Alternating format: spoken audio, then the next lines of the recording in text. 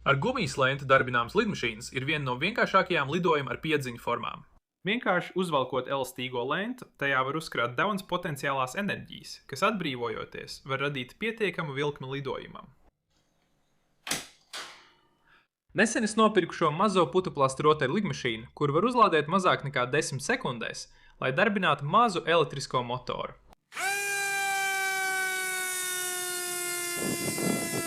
Šī ierīce darbojas tā, ka tai iekšpusē ir mazs superkondensators, kas uzkrāj potenciālo enerģiju, līdzīgi kā gumijas lente, un pēc tam šī enerģija tiek izmantota motoru darbināšanai lidojumam.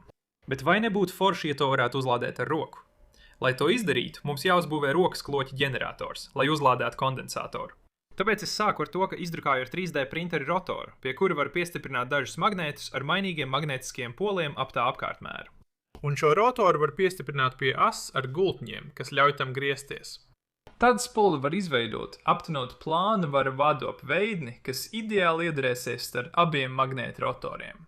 Tātad, kad pārmaiņas izvietotie magnēti griežas, magnētiskais lauks spolē strauji mainās, radot maiņstrāvu, kas uz multimetra parādās kā spriegums. Bet, lai ģenerētu vairāk nekā 4 voltus, mums jāpalielina rotora griešanās ātrums. Tāpēc es izveidoju ģeneratoru korpusu, kas ļauj man pievienot zobratu kloķa svirai.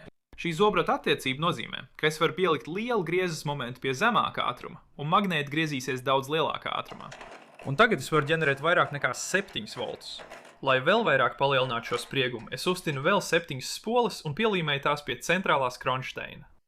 Tad tās var pielodēt 2 savienojot virknē un 4 paralēli, lai cerams dubultot izejas spriegumu un palielinātu izejas strāvu.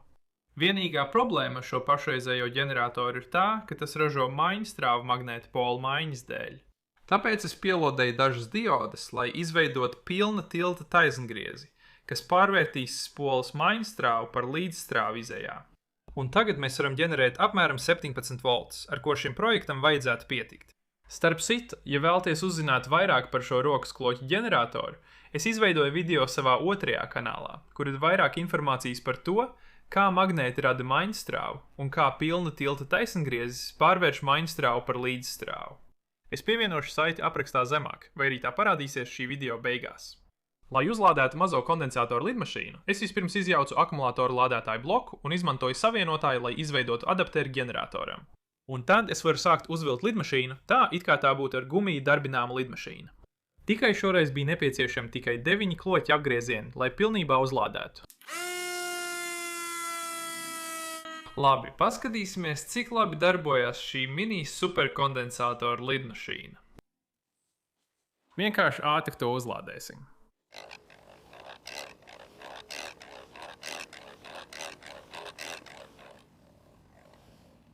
Un tas jau ir pie 3 voltiem. Gatavs un...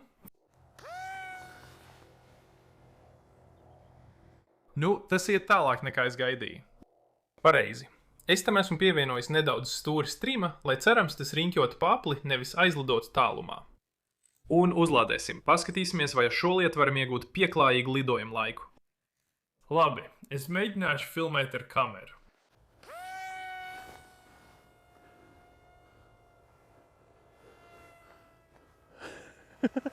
Ak, laba no laišanās!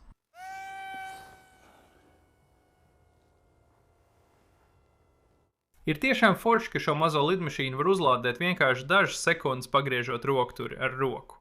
Bet kā jūs droši vien redzat, rokas kloķa ģenerators ir pārāk jaudīgs tik mazai rotaļlietai. Tātad taisīsim lielāku lidmašīnu. Šis ir 3 voltu 100 farada superkondensators. Bet ko tas nozīmē? Šī ir līdzīga izmēra litija baterija, un lai gan abas uzglabā elektrisko enerģiju, tās to dara ļoti atšķirīgos veidos. Kondensators var uzglabāt apmēram 0,1125 Wh, bet baterija var uzglabāt apmēram 10 Wh, kas ir apmēram 80 reizes vairāk. Kondensators svar mazāk nekā baterija, taču enerģijas blīvuma ziņā tas joprojām ir ļoti slikts. Taču tur, kur superkondensators pārspēj bateriju, ir tā ātrā uzlādes un izlādes spēja, jo tas uzglabā enerģiju kā lādiņas starp 2 vadošām plāksnēm. Atšķirībā no ķīmiskās uzglabāšanas baterijām. Tas arī nozīmē, ka kondensatori ir daudz vieglāk uzlādēt, jo litija baterijai nepieciešama rūpīga lādiņa, strāves un sprieguma pārvaldība, lai novērstu tās aizdegšanos.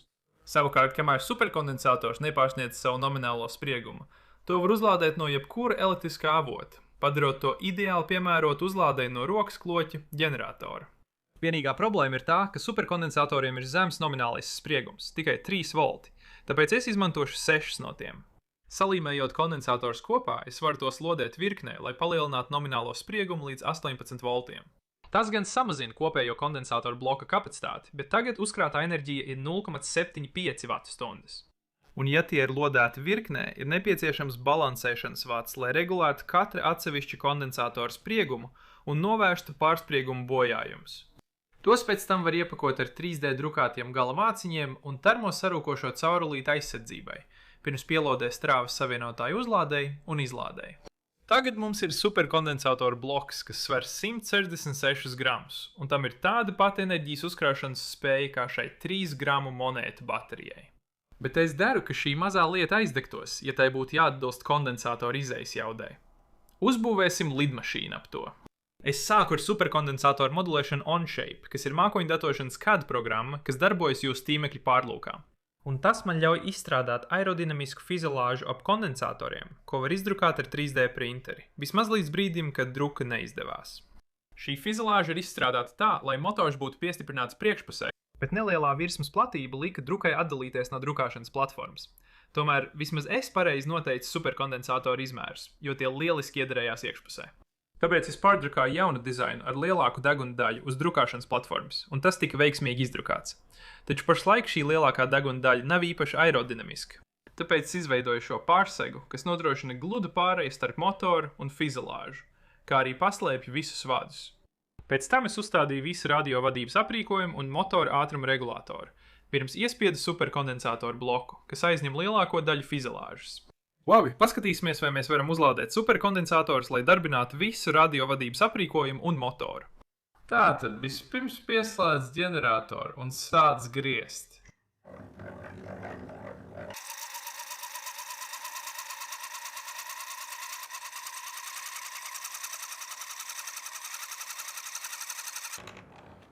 Labi, esmu uzlādējis kondensators līdz 8 voltiem, kas ir nedaudz zemāk par pusi no to maksimāli pieļaujamā sprieguma. Tātad atvieno ģeneratoru, un tad pieslēdz kondensators pie motora kontroliera, un viss vajadzētu ieslēgties. Tagad, ja es pabīdu gāzes kloķi, motoram vajadzētu sākt griezties.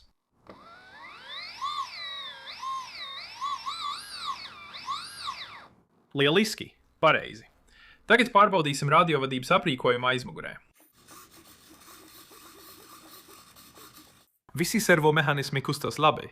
Tagad es gribu pārbaudīt, pie kāda sprieguma motors pārstāja darboties, jo servomehānismu un radiovadības aprīkojums darbojas ar vismaz 5 voltiem.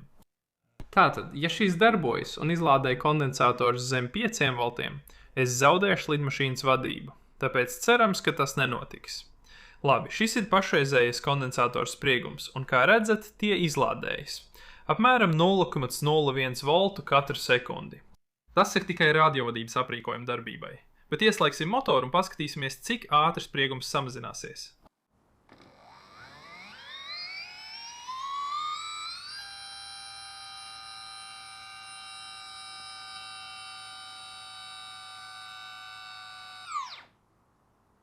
Labi, izskatās, ka viss izslēdzās, kad spriegums sasniedz apmēram 6,5 voltus. Tātad jautājums ir, vai servomehānismi vēl kustās? Izskatās, ka tie kustās, kas ir labi. Neesmu pārliecināts, cik daudz laika man būs. Tātad, piemēram, ja mēs paceltos ļoti augstu, izmantojot motoru, un tad tas izslēgtos pie 6,5 voltiem, cik daudz laika mums būtu, lai planētu atpakaļ lejā, pirms mēs zaudējam kontroli?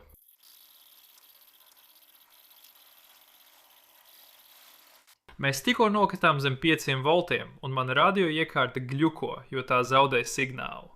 Tātad jā, 5 volti noteikti ir minimālā sprieguma robeža, tāpēc es domāju, ka man vajadzētu spēt saglabāt kontroli pār to, pirms tas nosēžās. Turam īkšķus. Lidmašīnas spārniem un astei es nolēmu izmantot to, ko biju uzbūvējis savam iepriekšējam ar gaisu darbināmās lidmašīnas projektam, jo tie ir viegli, efektīvi un prasīja ilgu laiku, lai tos uzbūvētu, kas ietaupīs izmaksas un laiku šim projektam. Šie vienkārši nostiprinās jaunajā fiziolāžā, un kabeļus var piestiprināt astes vadībai. Visbeidzot, es pievienoju salokām propelleru motoram, lai novērstu jebkādus bojājumus nosēšanās laikā. Un tas ir gatavs izmēģinājumam. Tātad vienkārši pieslēgsim šo ģeneratoram. Un sāksim griezt.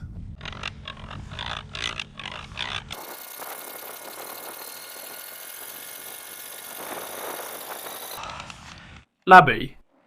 Atvienot ģeneratoru.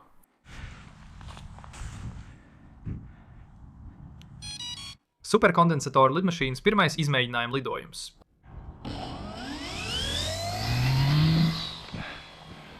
Ak, lieliski! Tam ir pietiekami daudz jaudas. Es jau jūtu, ka jauda samazinās. Izskatās, ka jebkurā brīdī tas varētu apstāties. Pamēģināsim pacelties augstāk. Labi, es samazināšu gāzi, lai būtu drošībā, un paskatīšos, cik labi tas slīd. Nu, propellers vēl griežās. Ak. Nu, tas izdevās labāk nekā gaidīja. Šie apstākļi ir vienkārši briesmīgi. Labi, uzlādēsim to un laikam izmēģināsim vēl vienu testa lidojumu.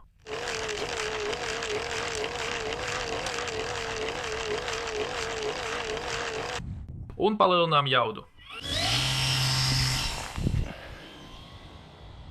Varbūt šajā lidojumā paskatīšos, cik augstu var to pacelt. Un tad mēs varam vienkārši planēt atpakaļ lejā.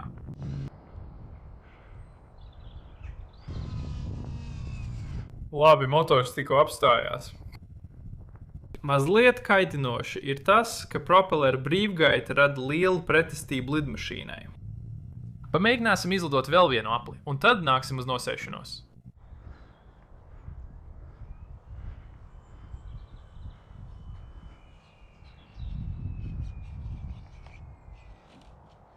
Labi. Šī salokāmā propellera noteikti ir noderīga, lai pasargātu gan propelleri, gan degunu. Ļoti labi darbojas. Tātad, ar rokas kloķa uzlādes laiku, nedaudz vairāk nekā 2 minūtes, šis superkondensātoru lidaparāts var nodrošināt nepārtrauktu motorizētu lidojumu nedaudz mazāk nekā 2 minūtes. Tāpēc ar nedaudz ātrāku kloķēšanu un labākiem lidojuma apstākļiem tam vajadzētu būt iespējai sasniegt attiecību 1:1 starp kloķēšanas laiku un lidojuma laiku, kas, manuprāt, ir diezgan forši.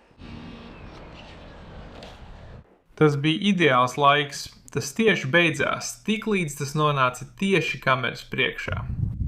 Man šķiet aizraujoši pielietot teorijas praktiskos pielietojumos, kā šajā projektā.